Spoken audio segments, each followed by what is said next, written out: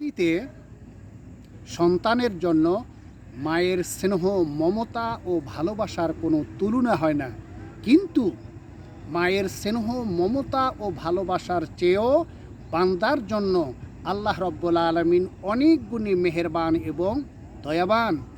কেননা হাদিসের মধ্যে এসেছে, বিশ্বনবী রাসূলুল্লাহ সাল্লাল্লাহু আলাইহি ওয়াসাল্লাম বলেছেন, আল্লাহ আরহামু বি ইবাদিহি মিনাল ওয়ালিদাতি বিওয়ালাদিহা।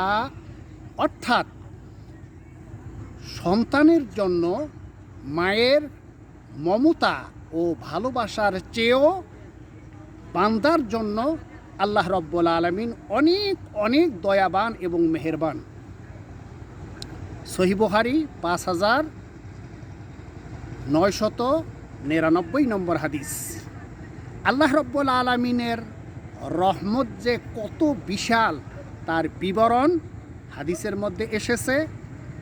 রাসূলুল্লাহ সাল্লাল্লাহু আলাইহি ওয়াসাল্লাম বলেছেন, আল্লাহ খালাকা মিআতা রাহমাতিন। অর্থাৎ আল্লাহ রব্বুল আলামিন রহমত সৃষ্টি করেছেন এবং এই রহমতকে 100 ভাগে বিভক্ত করেছেন। সেই 100 ভাগের একটি ভাগ আল্লাহ রব্বুল আলামিন সারা পৃথিবীর প্রাণীর মধ্যে দান করেছেন। এই এক ভাগ ভালোবাসা দিয়ে পরস্পর প্রেম, প্রীতি, মায়া, মমতা, স্নেহ আদান প্রদান করে। আর 99 ভাগ রহমত আল্লাহ রব্বুল আলামিন তার রহমতের ফ্যাক্টরিতে রিজার্ভ রেখেছেন, যেটা কিয়ামতের দিন আল্লাহ রব্বুল আলামিন ব্যবহার করবেন। অতএব আমরা আল্লাহর রহমত পেতে চাই।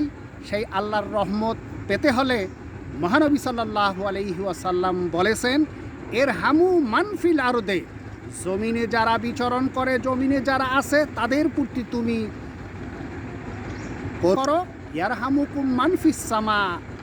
তাহলে আসমানে যিনি আছেন তথা আল্লাহ রব্বুল আলামিন তোমাকে কি করবেন? করুণা করবেন, দয়া করবেন, রহমত করবেন। এর বাস্তব একটি চিত্র আমরা দেখতে পাই। সহিহ বুখারীর মধ্যে একটি ঘটনা এসেছে। এক পতিতা নারী একদিন রাস্তা দিয়ে যাচ্ছিলেন। সেই রাস্তায় একটি কুকুর পিপাসায় ছটপট করছিল। সেই মহিলা পানির ব্যবস্থা করে দিলেন কুকুরটির জন্য। কুকুরটি সেই পানি পান করলো। এই পানি অর্থাৎ মহিলাটি সেই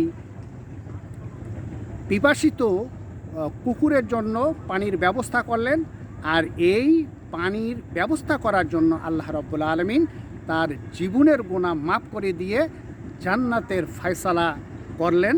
সুবহানাল্লাহ।